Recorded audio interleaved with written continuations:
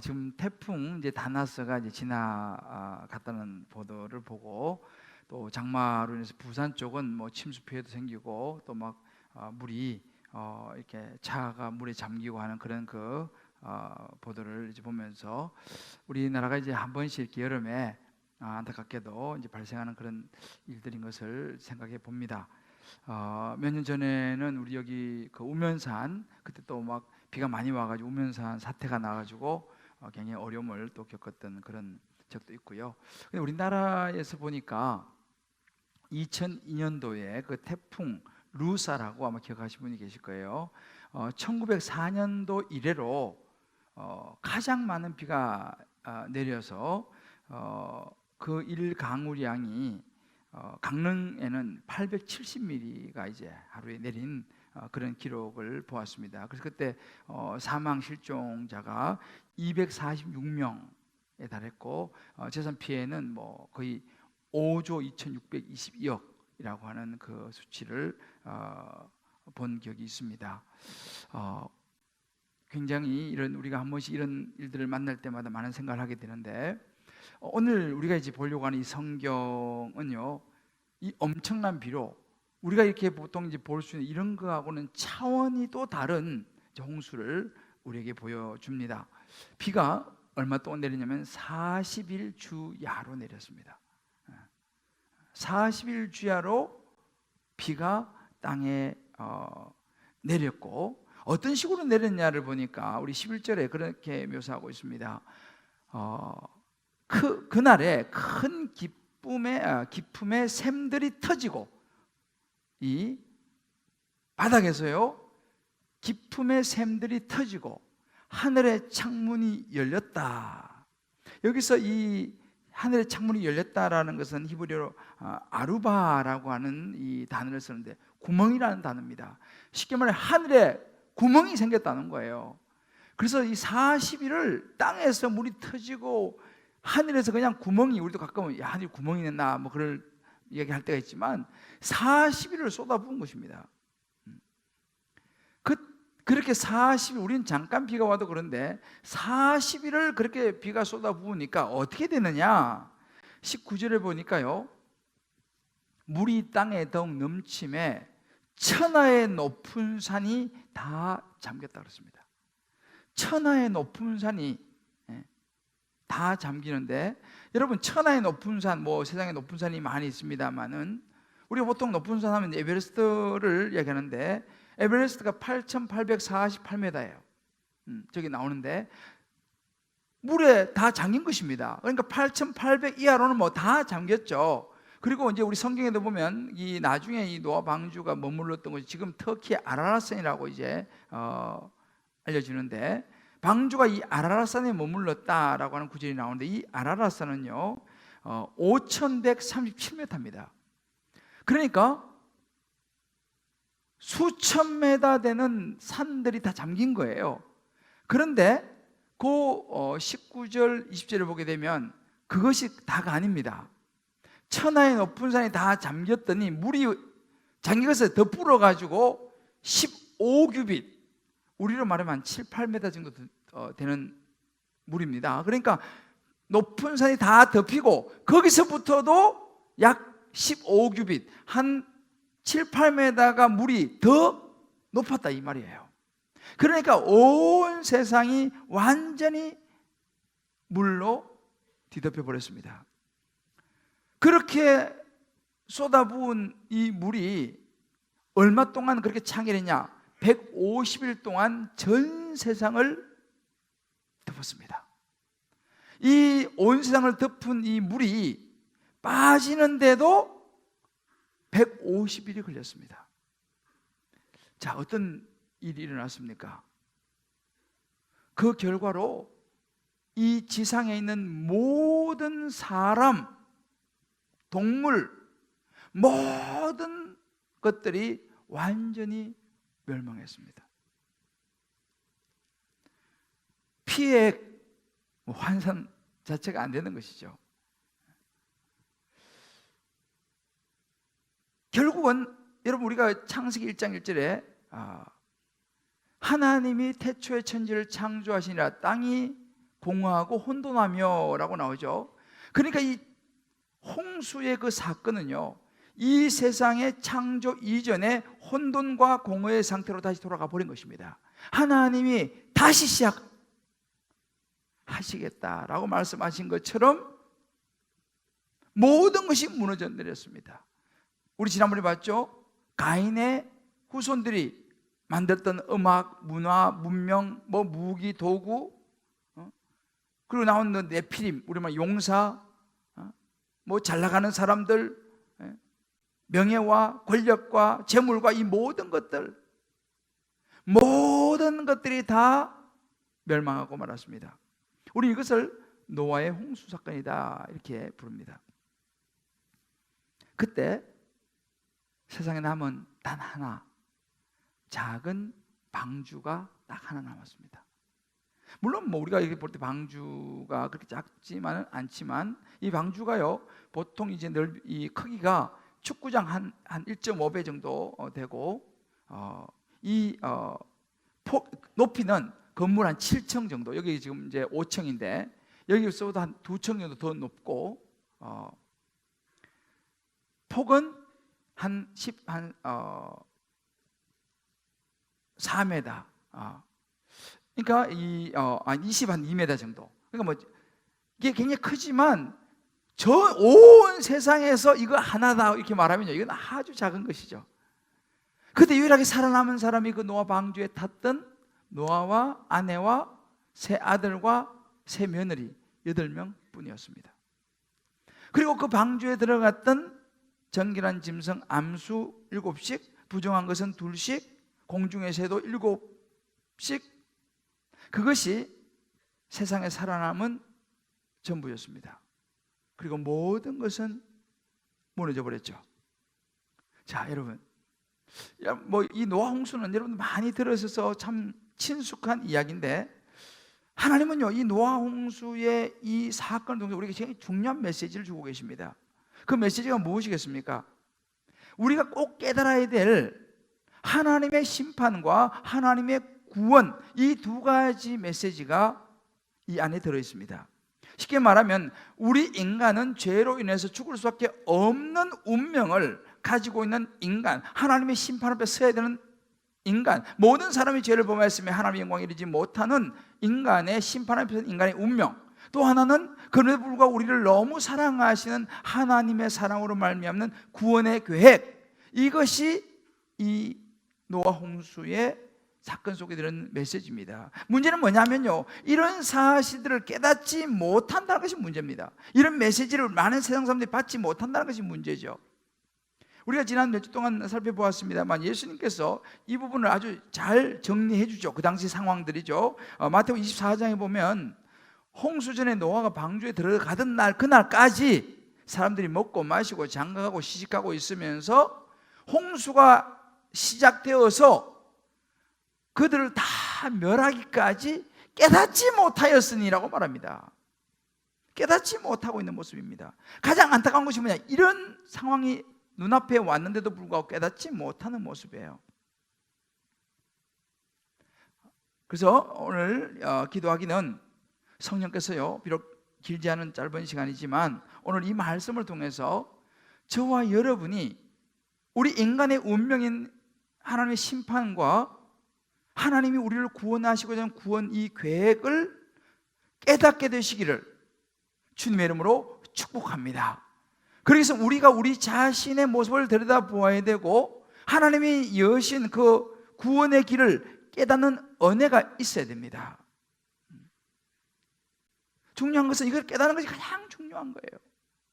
근데 이 깨닫는 것에 그치는 것이 아니라, 이 깨달았으면 이제는 그 구원의 방주 속으로 들어가는 선택의 은혜도 있게 되기를 주님의 이름으로 축복합니다. 우리 한번 옆에 분은 오늘 이렇게 한번 축복했으면 좋겠습니다.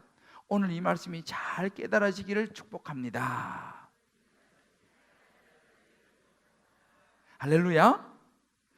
자, 그러면 이 노아의 방주를 통해서 노아가 받은 구원의 과정은 어떤 것이었느냐, 우리 한번 살펴보기를 원합니다.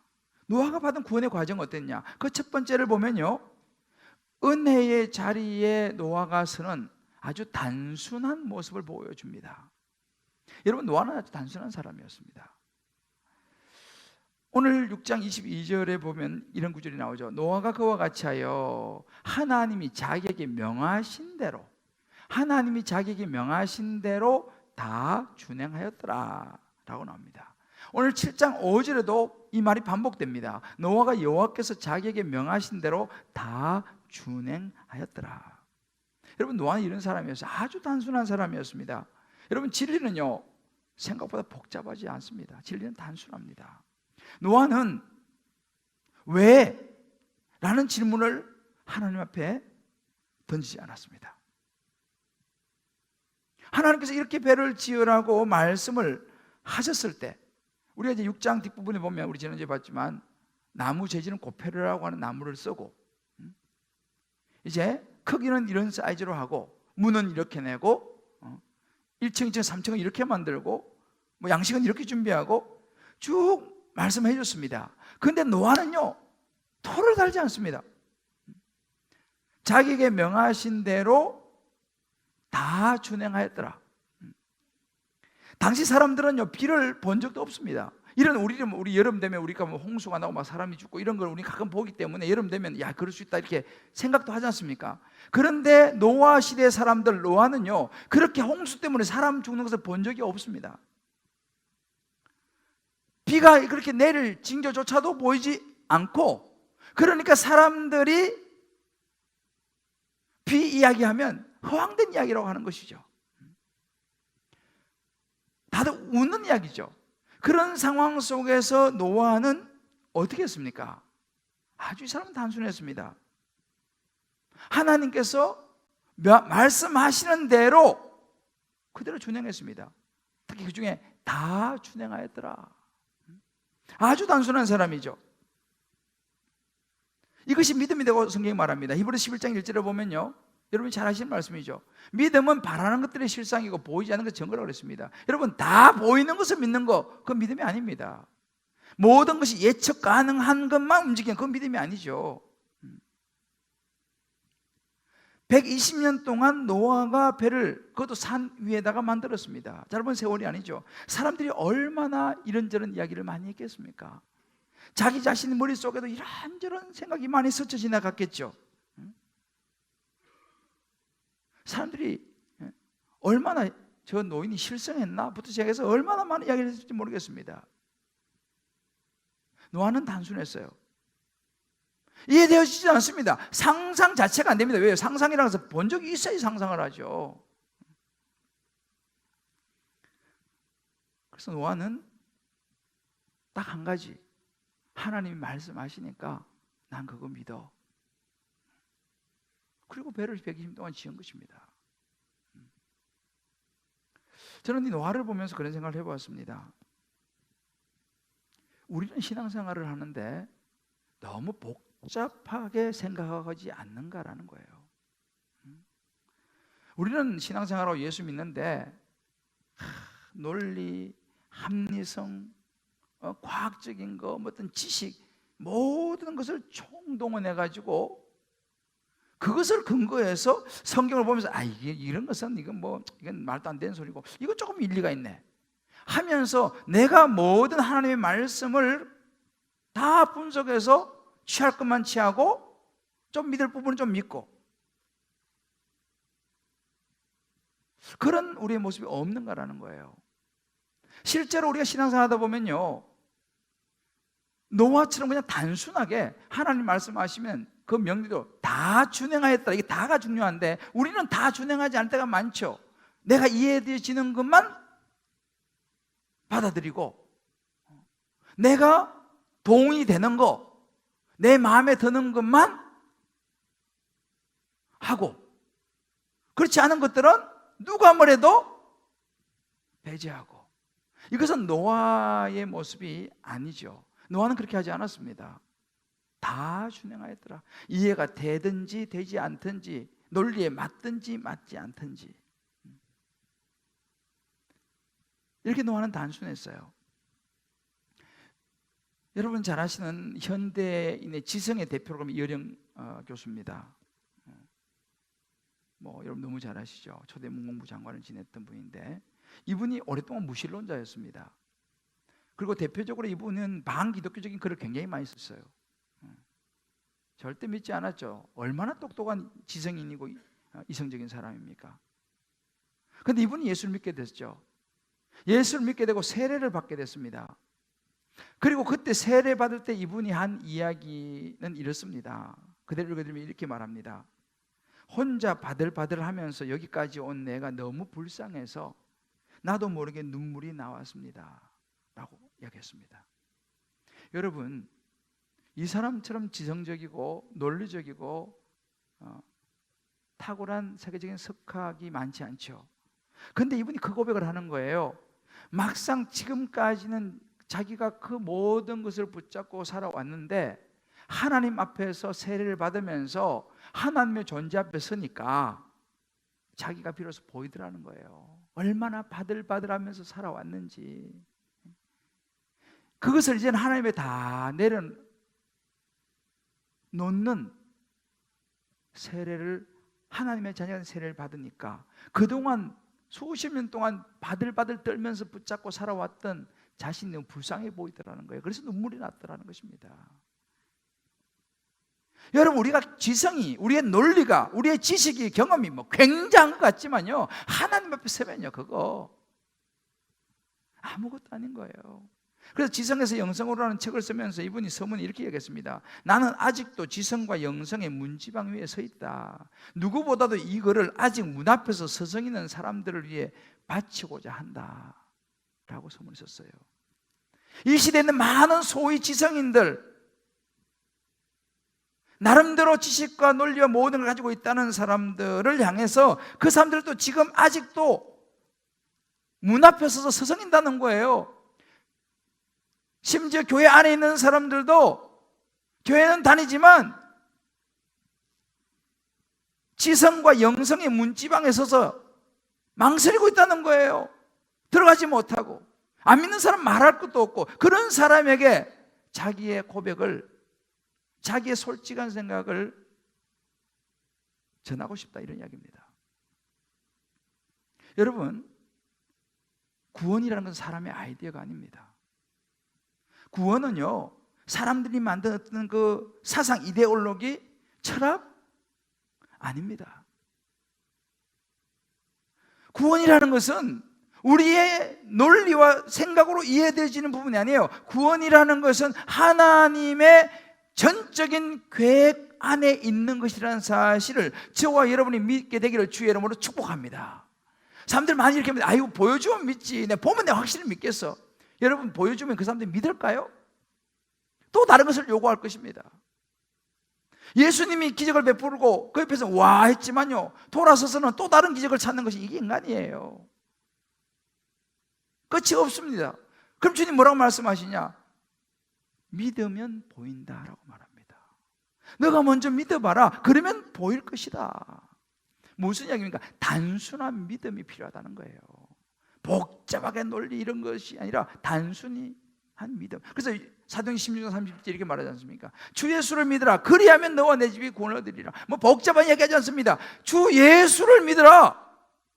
예수님께서 너의 죄로서 십자가에 죽으시고 부활하신 구원자 주 예수를 믿으라. 그러면 너와 내 집이 구원을 받을 것이다. 다른 조건이 없습니다. 단순하죠. 예수 믿으라는 거예요. 사람들은 의외로 이 단순한 거 의심을 하죠. 대표적인 케이스가 민수기 21장에 보면요, 이스라엘 백성이 광야를 가면서 하나님의 죄를 졌습니다. 하나님께서 불뱀을 보내가지고 이스라엘 백성들을 물게 해서 이 불뱀에 물린 사람이 죽어가기 시작했습니다. 그때 사람들이 와가지고 모세한테 우리 좀 살려주십시오. 모세가 하나님께 기도하죠. 하나님, 우리 백성들 좀 살려주십시오. 저들이 죄를 지어서 그랬지만 좀 살려달라고. 그때 하나님께서 모세에게 이렇게 말합니다. 9절을 보게 되면, 너가 장대에다가 놋뱀을 만들어서 달고 사람들한테 보면 산다고 말해라, 이렇게 합니다. 진짜 모세가 놋뱀을 만들어서 장대에 답니다. 말도 안 되는 소리 아니에요, 그죠? 근데 그때 사람들의 반응은 둘이었습니다. 무슨 말도 안 되는 소리, 뭐 장대에 있는 놋뱀 그거 쳐다본다고 뭐 내가 죽어가는 병이 낫겠어? 안 본 사람과 그렇게 말하니까, 그래요? 그럼 살 수 있어요? 라고 쳐다본 두 종류의 사람이 있었어요. 그런데 민수기 22장 9절에 뭐라고 말합니까? 본 사람, 놋뱀을 쳐다본 적 모두 살더라. 쳐다본 사람 다 살았어요. 단순하죠, 그죠? 여러분, 구원이라는 것은요 복잡하지 않습니다. 단순합니다. 아마 그때 사람들에게요 더 복잡한 것을 요구했으면 더 많은 사람들이 시도했을지 몰라요. 예를 들어 요즘도 마찬가지입니다. 돈 1억을 내시오. 그러면 당신 구원받을 수 있어 라고 말하면요 아마 지금보다도 더 많은 사람이 구원받으려고 교회로 몰려올지 몰라요. 1억 준비해가지고 평생 1억만 모으면 되는 거예요. 왜? 1억만 내면 구원받을 수 있으면 평생 1억을 모으려고 얼마나 많은 사람이 노력할지 모르겠습니다. 실제로 그럴 거예요. 여러분, 실제로요 이런 현상이 어떻게 일어나냐면 중세 시대는 면죄부로 이런 현상이 나타났습니다. 면죄부 사면 구원받는다. 실제로 1999년도 12월 24일 날 로마 교황청에서 가톨릭 교회 뉴스를 발표합니다. 여러분, 그 로마에 가면요 바티칸 성당이 있는데 거기 성 베드로 대성당이 있어요. 이 성 베드로 대성당에는 문이 앞에 중간에 이렇게 해서 4개의 문이 있습니다. 그런데 그 로마 교황청에서 이렇게 발표했어요. 이 4개의 문은 평소에는 열리지 않고 25년 만에 한 번씩 4문이 다 오픈됩니다. 그런데 이게 이제 2000년대가 마침 25년대가 되는 거예요. 그래서 1999년 12월 말일 자정에부터 이제 이 문이 열리니까 뭐라고 얘기하면 이렇게 하겠습니다. 이 문이 열리면 그 문으로 들어오는 모든 사람에게는 죄사함과 영생이 있을 것이다 라고 발표했어요. 25년 만에 문이 열릴 때 그 문으로 들어오는 사람들은 다 죄사함과 영생을 받을 것이다 라고 로마 캐톨릭이 발표를 했습니다. 그 4개의 문을 통과하기 위해서 얼마나 많은 사람이 왔을까요? 3천만 명이 왔습니다. 별로 안 놀라시네. 우리나라 인구의 거의 절반 3천만 명이 방문을 했고 많은 사람들이 그 문을 통과하면서 눈물을 흘렸다고 해요. 감격해서 야, 내가 이제 드디어 죄사함을 받고 구원을 얻었구나. 감격의 눈물을 흘렸다고 합니다. 여러분 어떻게 생각하세요?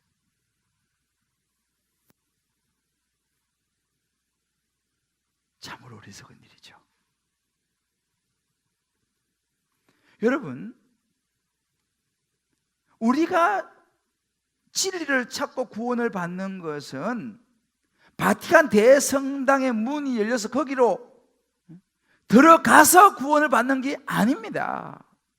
성경이 분명히 말하고 있죠. 요한복음 14장 6절에 나는 길이요 진리요 생명이니 나로 말미암지 않고는 아버지께로 갈 자가 없느니라. 할렐루야.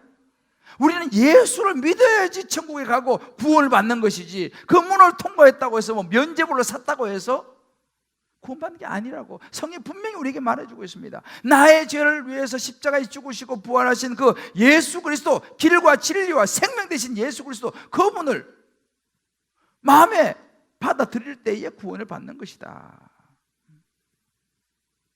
여러분, 노아 방주를 만들 때 하나님께서 창문을 몇 개 내라고 했을까요? 여러분, 우리 여기 보면 나오잖아요. 창문 몇 개요? 창문 1개 내라고 했습니다. 가끔씩 그림에 창문이 여러 개 나와 있는 그림인데 그건 성경하고 틀린 거예요. 이것도 사실 좀 멋있게 했는데 이것도 꼭 그 방주 저런 스타일은 아닌 것 같긴 해요. 그래서 좀 멋있잖아요, 그죠? 근데 창문 하나입니다. 근데 그 창문을 하나님께서 어떻게 내라고 하냐? 하늘을 향하여 창문을 내라 이렇게 가르치셔서 노아가 그대로 창문을 낸 것입니다. 자, 그러면 왜 하나님이 창문을 옆으로 내지 않고 하늘 향해서 창문을 내라고 말씀하셨을까? 이제 이 부분에 대해서 많은 학자들의 의견들이 쭉 있어요. 그런데 스펄전 목사님이 이 부분을 참 나름대로 일리가 있게 해석을 했어요. 물론 많은 학자도 여기 동의합니다. 뭐냐면 창문을 옆으로 내게 되면 그 당시 수많은 사람들이 이제 죽어가지 않습니까? 세상이 멸망하는 그런 모습을 보게 될지도 모르고 얼마나 비참하겠습니까? 그거 보지 말라고 창문을 위로 내. 또 한 가지 뭐냐면요, 하나님만 바라보라고. 구원은 하나님으로부터 온다고. 우리의 신앙의 구조는 사람을 보는 게 아니라 하나님을 바라보는 것이 가장 안전하다고, 예수만 믿어야 된다고 창문을 하늘로 냈다라는 해석이에요. 많은 학자도 여기 동의하고 있습니다. 부처님 믿으면 안 됩니까? 뭐 이것저것 믿으면 뭐 다 결국 똑같은 거 아닙니까? 과연 그럴까요? 사도행전 4장 12절 이렇게 말씀하십니다. 다른 이로서는 구원을 얻을 수 없나니 천하 사람 중에 구원을 얻을 만한 다른 이름을 우리에게 주신 일이 없습니다. 다른 어떤 것으로도 안 된다는 것입니다. 다른 방도가 없다는 거예요. 갈라디아 1장 8절에 이렇게 말합니다. 우리나 혹은 하늘로부터 온 천사라도 우리가 너희에게 전한 복음 외에 다른 복음을 전하면 저주를 받을 것이다, 이렇게 말했습니다. 심지어 하늘로부터 온 천사라도 마찬가지예요. 여러분, 세상에 교회가 굉장히 많지 않습니까? 뭐 교단도 뭐 장로교, 감리교, 성결교, 침례교, 뭐 순복음 이렇게 해서 많고, 뭐 장로교는 뭐 교단이 또 뭐 100개도 넘는다 그래요.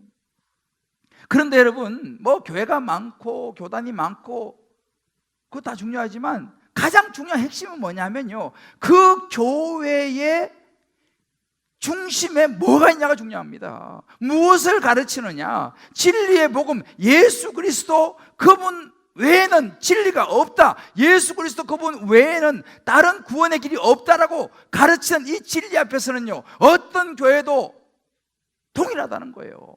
그것이 안 맞다, 그것을 제대로 가르치지 않는다고 하면요, 그 교회가 아무리 크고 유명한 교회라 할지라도, 아무리 사람이 많이 모인다 할지라도, 혹 천사가 이야기한다 할지라도, 갈라디아 1장 8절에 뭐라고 말합니까?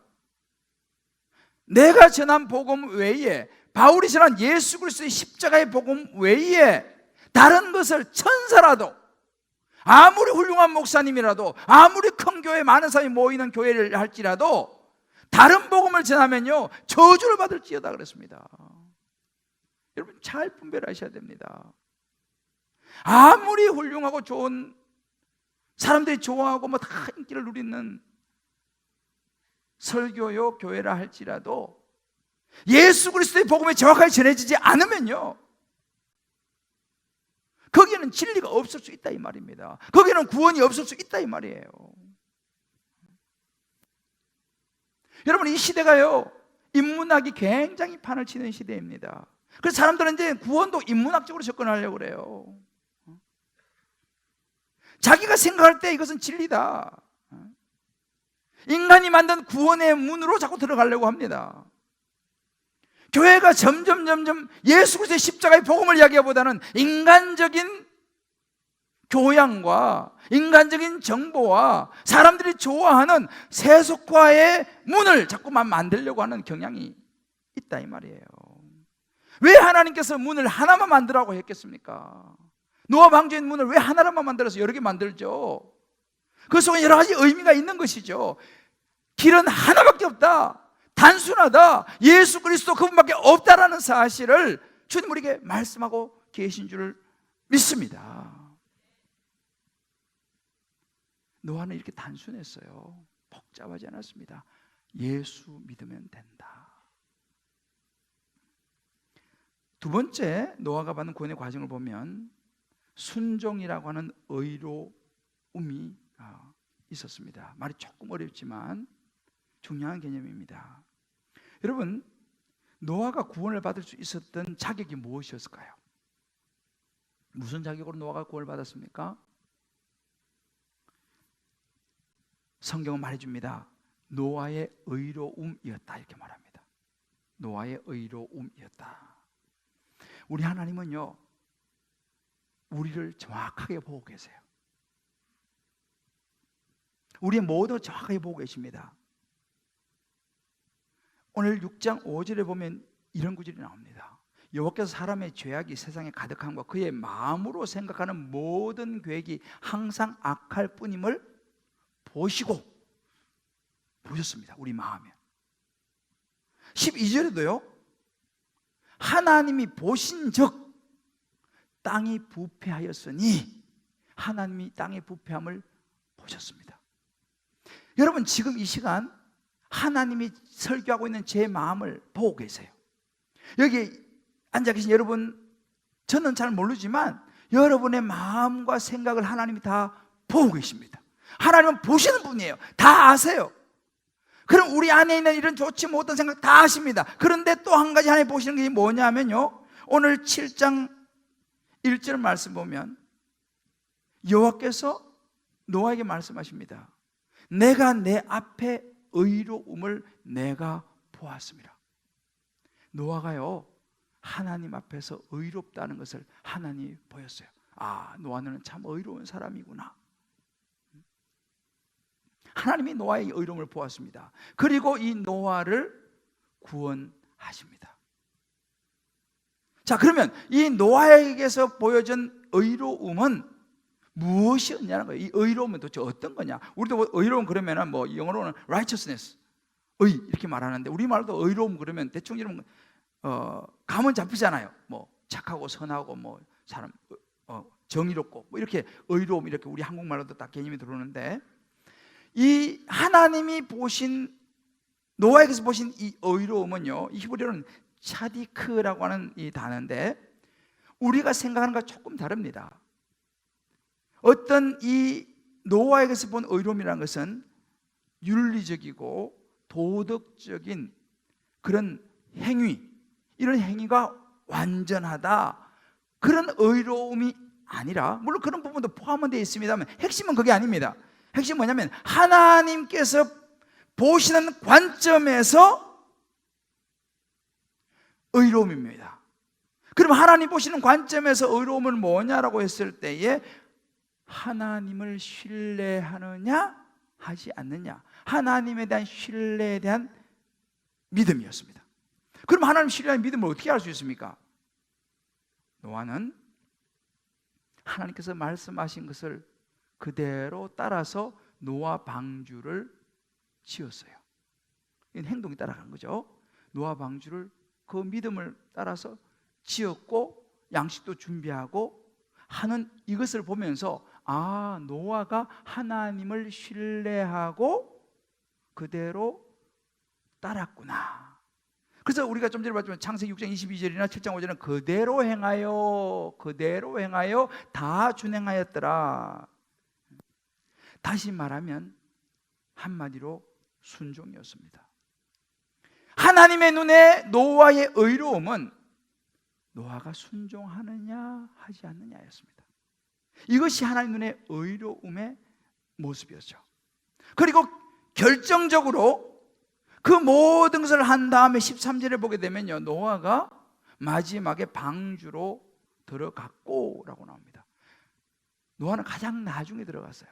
동물들 다 들어가고 가족 다 들어가고 마지막에 노아가 방주로 들어갔습니다. 다시 말하면 노아가 구원을 어떻게 받았냐라고 보니까 하나님께서 베푸시는 은혜를 따라서 그대로 순종해서 방주로 들어갔고 그는 구원을 받았습니다. 근데 여러분, 오늘날 많은 사람들이 의외로 구원에 있어서 교회 안에서도 의인을 찾습니다. 많은 이렇게 생각합니다. 교회 안에 있는 사람은 깨끗한 사람이고 목사는 아주 더 깨끗한 사람이고 교회 오래 다니고 신앙생활 오래 한 장로, 권사, 집사님들은 깨끗한 사람이고, 이렇게 이제 생각을 보통 많이 합니다. 물론 그럴 가능성은 있습니다만은 그것은 어찌 보면 위험한 생각이고 어찌 보면 잘못된 생각입니다. 여러분, 교회에서요 너무 의인을 찾지 마세요. 교회는 의인이 별로가 아니라 없습니다. 교회에서 깨끗한 목사를 찾지 마세요. 깨끗한 목사는 세상에 없어요. 물론 정도의 차이 조금 다를지는 모르겠지만요, 다 거기서 거기에요. 저기서 있는 제가 저 깨끗하지 않습니다. 저 죄인입니다. 여기에 죄가 없는 깨끗한 분 혹시 계신가요? 없습니다. 그러면 교회는요, 깨끗한 사람들이 오는 데가 아니에요. 교회는 깨끗한 사람들만 모여서 깨끗하게 그것을 향하여 노력하고 나가긴 하지만 그런 사람들만 모이는 것이 교회가 아닙니다. 우리는 오해해서 안 돼요. 여러분, 노아 방주를 보세요. 노아 방주에 하나님께서 태운 그 짐승들을 보세요. 정결한 짐승만 태웠습니까? 아니에요. 부정한 짐승도 태웠어요. 아니, 그러면 하나님, 부정한 짐승은 태우지 말아야지, 멸망시켜야지. 왜 부정한 짐승을 태웠습니까? 정결한 짐승만 태워야죠. 물론 정결한 짐승은 7쌍을 더 많이 태우긴 했지만 부정한 짐승도 암수로 태웠어요. 이 말은 무슨 이야기입니까? 정결한 짐승이냐 부정한 짐승이냐도 중요하지만 중요한 방주를 탔느냐 안 탔느냐, 이게 중요하다는 사실이에요. 부정한 짐승도 방주를 탔었기 때문에 탄 짐승은요, 구원받았습니다. 우리도 교회도 마찬가지예요. 우리가 교회에 나와서 뭐 깨끗한 목사고 깨끗한 성도고 그걸로 구원받는 게 아니고, 내가 죄인이기 때문에 하나님이 필요합니다. 예수님이 필요합니다. 내가 예수님을 나를 십자가에 죽으시고 부활하심으로 받아들입니다라고 예수님을 영접한 사람이 구원을 받는 사실을 믿으시길 주의 이름으로 축복합니다. 다른 말로 방주에 탄 사람이 구원을 받는 거예요. 성경 예수님도 보세요. 창기, 서기관, 바리새인들, 그런 사람들 예수님 만났지 않습니까? 같이 밥도 먹고. 그래서 우리가 뭐 교회 다니면 무조건 깨끗하다, 조금만 좀 흠이 보이면은 저래 가지고 되냐, 막 이런 이야기가 나올 수 있지만 여러분 생각해 보세요. 교회도 그럴 수 있고 완전하지 않습니다. 그러면 그렇게 말하는 나는 그럼 완전하냐는 거예요. 나도 죄인이거든요. 나도 구원받은 죄인인데 누굴 향해서 손가락질하고 누굴 향해서 뭐라고 비난하겠습니까? 우리는 다만 순종으로 방주에 들어가는 사람이라는 사실을 믿으시기를 주의 이름으로 축복합니다. 우리에게 필요한 것은요, 저 사람 어렵고 이게 아니고 그저 내 자신의 약함을 바라보면서 내게 필요한 것은 순종인 거예요. 우리가 예수를 믿을 때 이 순종보다도 다 자꾸만 우리 생각이 자꾸 들어가는 거예요. 노아는 참 단순하게 순종했어요. 내가 배를 만들면 동물들을 어떻게 집어넣지? 노아는 그런 생각하지 않았어요. 그냥 배만 준비했어요. 그랬더니 하나님이 다 그들을 이끌어 드렸습니다. 나는요, 내가 할 수 있는 최소한의 순종만 하면 되는 거예요. 주님께서 말씀하시는 거 그저 나 자신이 보면서 그냥 순종 열심히 하면 나머지는요, 하나님이 다 채우신 줄 믿으시기 바랍니다. 여러분들, 우리가 오늘도 이제 지금 우리가 성장 디딤돌반 제자훈련 사역훈련 광고가 나갔는데요, 우리는 어떤 생각을 하냐, 순종은 내가 이거 할 수 있을까? 스케줄 보고 다 완벽하게 계산해가지고 답이 딱 나오면 그때 하려고 생각을 하는 거예요. 생각이 너무너무 많아요. 여러분, 그렇게 해서는 순종이 어렵습니다. 모세가 홍해 앞에 서가지고 손 들 때, 이거 손 들었다가 이거 안 갈라지면 어떡하지? 괜히 그런 생각했으면요, 손 못 들었죠. 그런 생각 못 하는 거예요. 하나님 손 들어라. 예, 알겠습니다. 손 들었잖아요. 그러니까 바다가 갈라진 것입니다. 여러분, 우리의 모든 삶도 말이에요, 내가 다 계산하는 게 아니에요. 나는 그저 순종해라. 너 힘들지만 너 나하고 소통하는 거 배워야지. 양육 받아야지. 훈련 받아야지. 예, 알겠습니다. 그냥 단순히 순종할 때예요. 그 나머지 모든 것은 하나님께서 다 채우시고 동물을 보내신 것처럼 우리의 모든 삶을 지켜낼 줄을 믿으시기를 주의 이름으로 축복합니다. 이게 순종이에요. 다 계산하지 마세요. 그러면 순종 못합니다. 그런데 이 순종에 있어서 중요한 한 가지 포인트가 있어요. 순종은요, 아무나 하는 게 아니에요. 겸손한 사람이 순종합니다. 스펄전 목사님 이 부분에 참 재미있게 이 부분을 해석을 했어요. 노아 방주의 문이 이렇게 이제 하나 만들었잖아요. 그런데 노아 방주를 들어가려 그러면 문이 뭐 엄청난 큰 것도 아니고 기린이죠. 기린. 기린이 노아 방주에 들어가려면 어떻게 들어가겠습니까? 그냥 막 이렇게 들어갈 수 있겠습니까? 고개를 숙여야 들어가는 거예요. 기린은요. 기린은 고개 안 숙이면 노아 방주에 못 들어가요. 그 이야기하면서 이런 이야기 하더라고요. 구원을 받을 수 있는 방주로 들어갈 수 있는 사람은요, 목이 뻣뻣한 사람들은 못 들어간다는 거예요. 교만한 사람들은 구원 못 받는다는 거예요. 내가 이래도 내가 사회에서 이 정도 사람인데, 내가 지식과 학식과 지성이 있는 사람인데, 구원, 천국, 지옥, 그런 이야기하고 있어. 이런 사람들은요, 방주에 못 들어간다는 거예요. 겸손히 고개를 숙이고 들어가는 사람 말이에요. 이런 사람이 구원을 받는다. 그 참 일리가 있는 해석 아니겠어요? 여러분 성경 보세요. 잘났다고 막 했던 가인의 후손은 구원 못 받았습니다. 에노스 기억나시죠? 죽을 수밖에 없는 존재라고 하는 자신의 한계를 깨닫고, 하나님 나는 연약합니다. 나는 부족합니다. 나는 죄인입니다 라고 고백한 에노스의 후손이 구원을 받았다는 사실을 믿으시길 바랍니다. 자기 학력을 자랑하고 자기 경력을 자랑하고 자기의 재물을 자랑하고 이런 사람들은요 정말 구원받기 어렵습니다. 겸손히 목을 숙이고 방주로 들어가는 사람, 하나님 앞에서 겸손히 서는 사람, 구원의 방주에 들어갈 수 있다는 사실. 사랑하는 성도 여러분, 저와 여러분에게 오늘 이 시간 한번 묻고 싶습니다. 저와 여러분은 방주 안에 있습니까? 방주 밖에 있습니까? 아직은 비가 안 내리기 때문에 구원의 문은 아직은 열려 있어요. 그런데 여러분, 우리 기억해야 됩니다. 문이 닫힐 때가 와요. 그게 얼마인지 우리는 알지 못하지만 문이 닫힐 때가 옵니다. 오늘 창세기 7장 16절 하반절 이렇게 말합니다.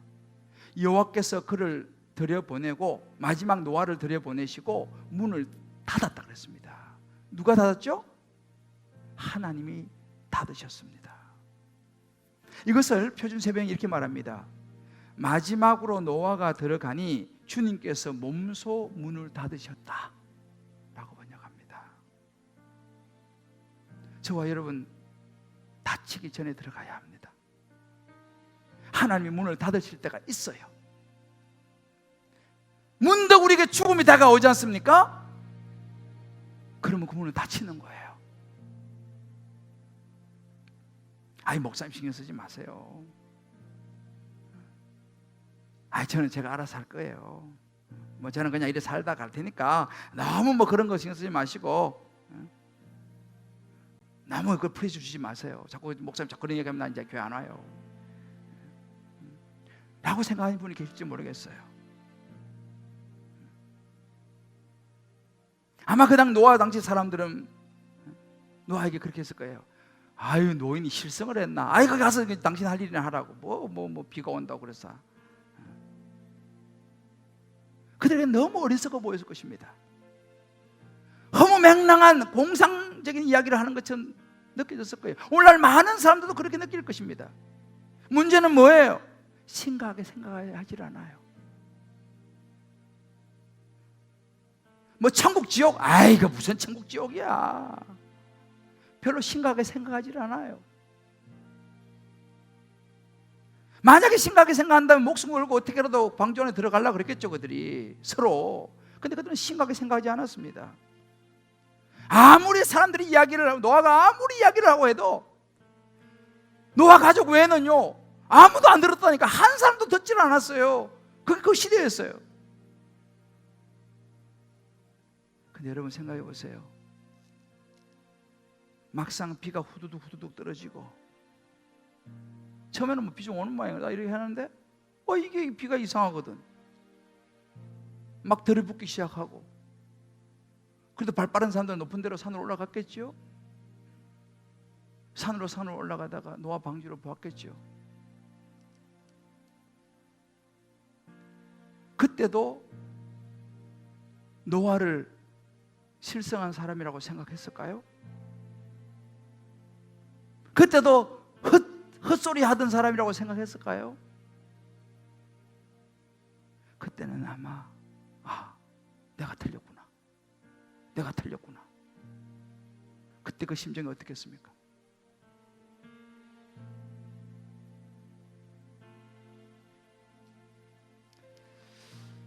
여러분, 우리가 구원이라는 것은요 단순합니다. 아는 것을 믿는 것이라고 착각하지 마세요. 아는 거와 믿는 것은 달라요. 간디도요 기록 보면 성경 많이 읽었어요. 현자들도 성경 많이 읽고 예수를 안다니까요. 많은 사람이 예수 알아요. 아는 것으로 구원받지 못합니다. 방주로 들어가야죠. 믿어야 되는 것입니다. 죄송하지만 여러분들, 천국에 대해서 듣는다고 해서 여러분 다 구원받는 게 아니에요. 죄송하지만 여기 우리 주님께 등록했다고 해서 다 구원받는 게 아니에요. 더 나가서 세례 받았다고 다 구원받는 게 아니라니까요. 교회 오래 다녔다고 다 천만의 말씀입니다. 구원이라는 것은 방주로 들어가야 되는 거예요. 내가 죄인이라는 것을 회개하고 나를 위해서 십자가에 죽으시고 부활하신 예수 그리스도, 그분을 내가 마음속에 영접해야지 구원에 이르는 줄 믿으시기를 바랍니다. 할렐루야. 오늘 저와 여러분이 한 분도 빠짐없이 이 노아 방주에 들어갈 수 있게 되기를, 이 예수님을 마음속에 누가 뭐라도 주님이 길입니다, 진리요 생명입니다, 나 예수님 마음속에 붙잡습니다 라고 예수님 마음에 모시고 구원의 방주를 타고 가실 수 있게 되기를 주의 이름으로 축복합니다.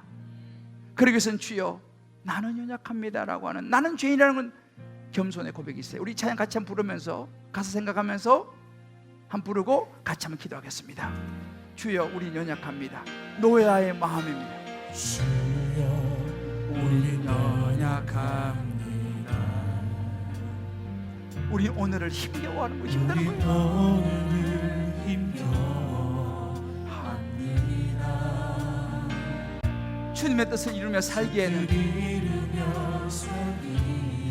부족합니다. 저도 항상 부족을 느껴요.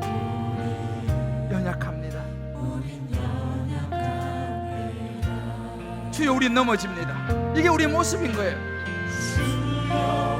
우리 넘어집니다.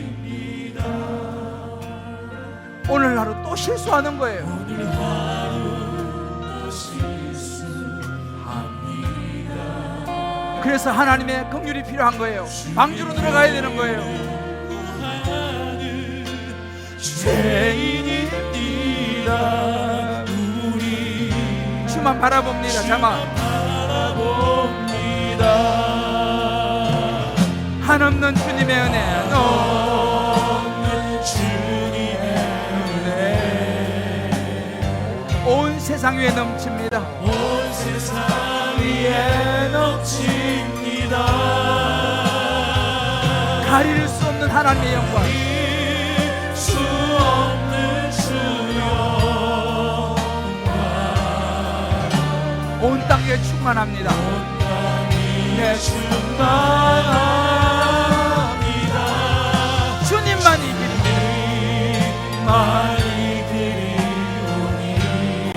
우리의 고백입니다. 우리는 그 길로 갑니다. 우리 그 따라갑니다. 그날에 우리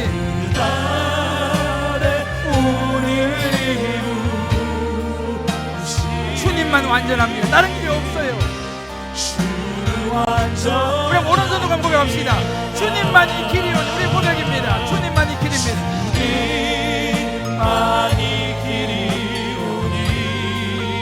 주님만이 길입니다. 우린 그 길 따라갑니다.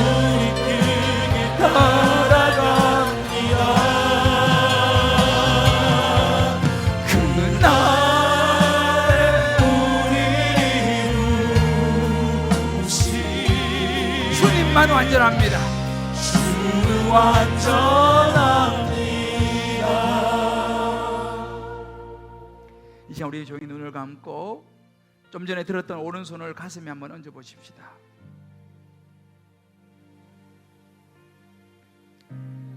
이제 여러분들 중에서 신앙생활은 하고 계시지만, 교회는 못 오시지만 아직 방주에 들어가지 않은 분이 계실지 모르겠어요. 알긴 다 알아요. 많이 들었기 때문에. 그러나 예수님을 내 마음속으로 그저 단순하게 다 이해되어지고 논리적으로 내려놓고 그저 내가 예수님이 나를 위해 십자가에 죽으시고 부활했다는 사실을 내가 이제 믿음으로 받아들여야겠다 라고 마음의 결심을 하는 것은 방주로 들어가는 것입니다. 또 이미 방주로 들어가신 분이 더 많으시죠. 그런 분들은 방주 안에서 하나님 아버지, 이 구원의 은혜를 내가 누리며 살기를 원합니다 라고 고백했으면 좋겠습니다.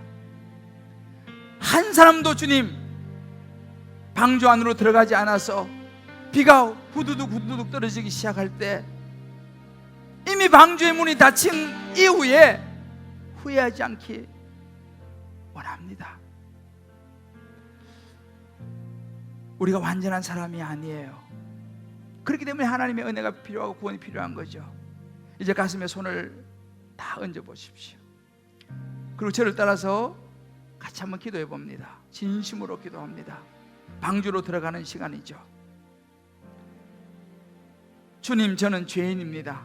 주님, 저는 죄인입니다. 주님, 저는 참으로 연약합니다. 주님, 저는 참으로 연약합니다. 실수도 많습니다. 실수도 많습니다. 그래서 나는 주님이 필요합니다. 그래서 나는 주님이 필요합니다. 그래서 나는 방주로 들어가야 합니다.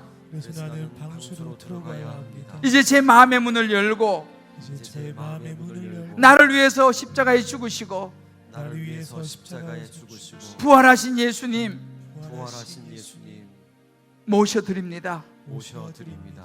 들어오셔서 저의 구원자가 되어 주십시오. 저의 구원자가 되어 주십시오. 이제 제가 방주로 들어갑니다. 이제 제가 방주로 들어갑니다. 저를 받아주시니 감사합니다. 저를 받아주시니 감사합니다. 예수님만이 기름을 고백합니다. 예수님만이 기름을 고백합니다. 하나님 아버지, 이 시간 우리가 이제 가슴에 손을 얹고 주님만이 길이라고, 내가 잘나서가 아니라, 내가 깨끗해서가 아니라 내가 약하고 죄인이기 때문에 그저 단순한 순종으로 방주로 들어간 노아처럼 하나님 앞에 마음의 문을 열고 예수님을 마음속에 모셔드렸습니다. 우리를 방주로 들여보내주시니 감사합니다. 이제 방주를 떠나지 않게 하여 주옵소서. 우리 교회 공동체를 떠나지 않게 하여 주옵소서. 이미 방주로 들어와 있는 우리는 그 방주 안에서의 평안을 누리게 하여 주옵소서. 주님만이 기름을, 단순한 순종을 통하여 생명을 얻게 하심을 감사하며 예수님의 이름으로 기도합니다. 아멘. 아멘. 우리 시간 다 자리에 일어나시면서 이렇게 한번 축복합시다. 방주 안에 들어가신 것을 축복합니다. 방주 안에 들어가신 것을 축복합니다.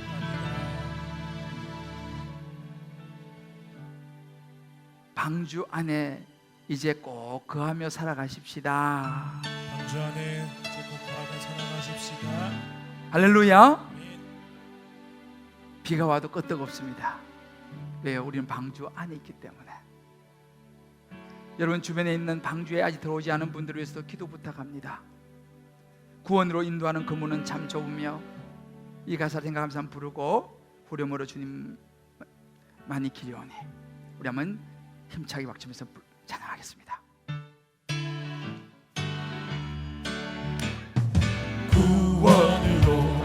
인도하는 그 문은 창조며 생명으로 인도하는 그 길은 그 길을 장엄하리 우리 몸에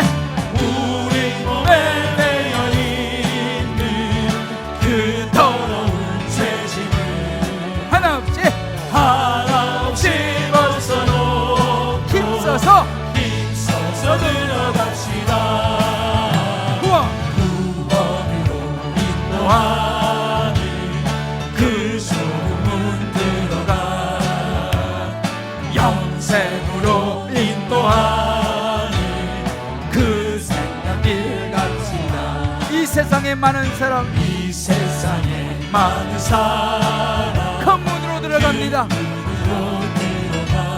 넓은 길로 갈지라도 길로 갈지라도 멸망길로 끝나는 거예요. 길로 끝나니 세상 무게 없던 영광에 세상 어떤 무기여 모두 내어버리고 주의 말씀 순종하여 순종하여 그 생명길로 갑시다. 구원으로 인도하는 그 소문 들어가 할렐루야. 영생으로 인도하는 그 생명길 갑시다. 구원의 문이 열렸습니다. 구원의 문 열렸으니 주의 공로 힘입어 우리의 의가 아니에요. 주의 공로. 주 정말로 들어가서 생명길로 갑시다. 아멘. 구원의 문 닫힌 후에 들어가고 싶구나. 덕번 닫힌 구원의 문 또 열려지냐. 열려지지 않으리. 할렐루야. 구원으로 인도하는 그 소문 들어가 할렐루야. 영생으로 인도하는 그 생명길 갑시다. 구원으로 인도하는 구원으로 인도하는 그 좁은 문 들어가. 우리 한번 두 손 들어볼까요? 하나님 앞에 우리의 결단입니다. 영생으로 인도하는 그 생명길 갑시다. 이제는 우리를 구원하여 주신 우리 주 예수 그리스도의 크신 은혜와 놀라운 하나님의 사랑과 성령의 인도하심이 오늘 노아의 방주를 통해 주시는 단순한 순종, 내가 굉장해서 잘나서가 아니라 연약하고 부족한 죄인이지만 그래서 주님이 필요하다고 고백하고 예수님이 영접함으로, 그래서 의로워져서 순종함으로 방주에 들어가고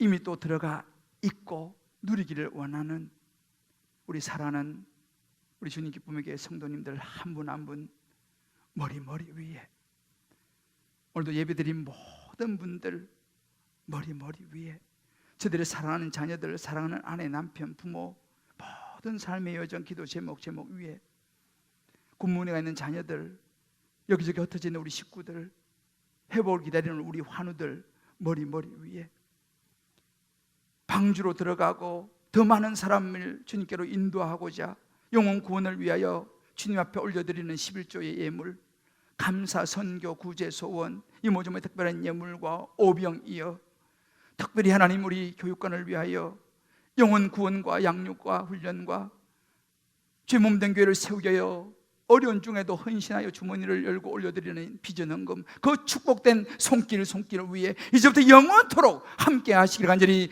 축원하옵나이다. 아멘.